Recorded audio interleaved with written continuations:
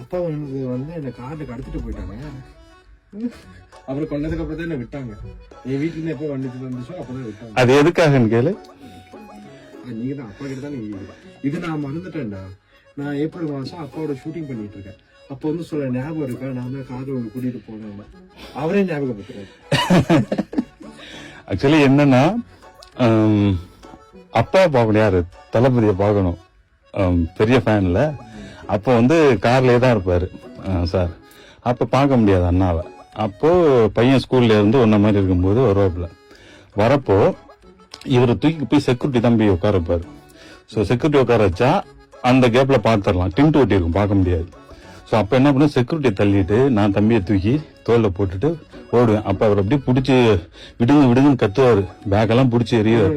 தூக்கி போட்டு கார்ல உட்கார. எனக்கு தெரியாது, யாரோ வந்து தூக்கிட்டு போனா எனக்கு பயம் வருமா இல்ல? நீயே சொல்லு, பயம் வருமா? 6th படிச்சீங்க?